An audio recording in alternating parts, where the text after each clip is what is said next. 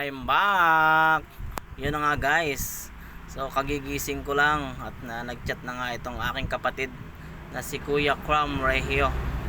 At inakit niya ako sa paghila-hila. Agad-agad naman tayong bumangon.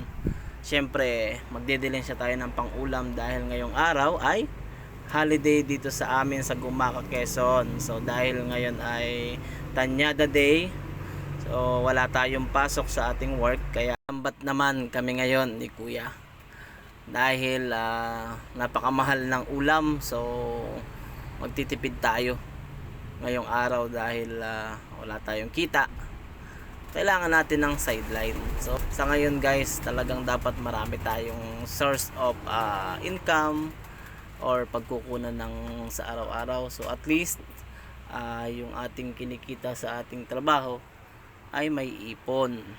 Ayan. Ito na nga, nag-umpisa na kaming mag-area ng lambat. Paikutin lang yan guys. Then doon sa gitna may ipon yung mga huling isda. Ayan. Sana marami tayong mahuli guys, nang sa ganun ay makalibre ng ulam, tanghalian at hapunan. Hindi na yan natin bibilin. Halagang 300 makaligtas tayo sa ulam. Ayan na guys, gumit na si Kuya. Paliliitan na lang guys yung bilog na yan. Then yung mga huli ay andyan sa gitna. Makikita nyo yan mamaya guys. Mag-iipon-ipon sila dyan kung meron kaming nasakupan ng mga isda. Pero kung wala nasakop guys ng mga isda, malamang wala tayong mahuhuli.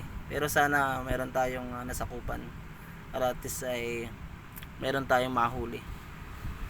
Ayan na guys, may nakikita na akong isa agad na isda. Kumikinang siya. At kumakalabsaw, meron na rin, dalawa na. So ibig sabihin may laman yung gitna natin guys. Ibig sabihin yan ay meron tayong nasakupan ng mga sinasabing lina ng mga isda. Ito guys na nga, may mga bugiw. May bugiw dyan. So ang mahuhuli lang natin dito guys yung mga isdang tabi, yung tinatawag ng mga isdang tabi, tulad ng banak, manabon, sapsap. Ayan mga, ayan guys, ayan ayan ang banak na nga guys. So meron tayo nasakupan na mga lina ng banak.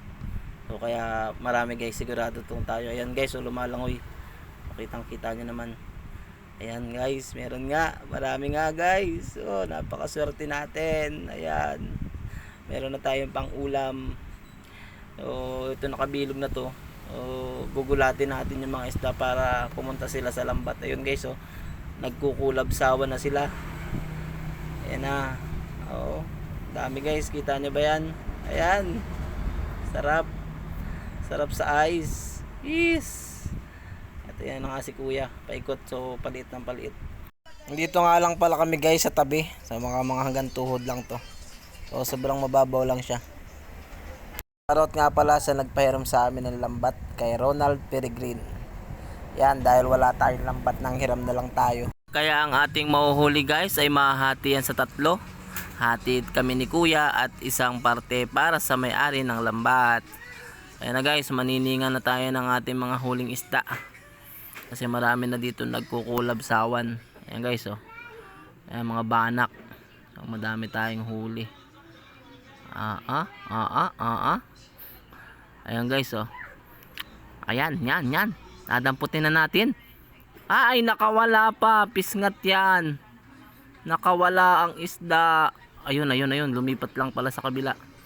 Ayan guys, dadamputin natin ang banak, Holy kabalbon.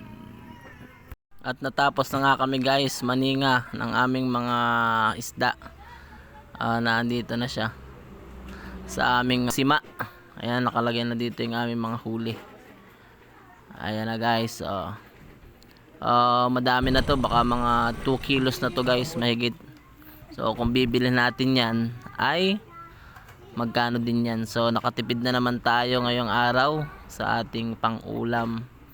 So thank you Lord. Ito na guys, ayan na. So maraming salamat sa inyo guys.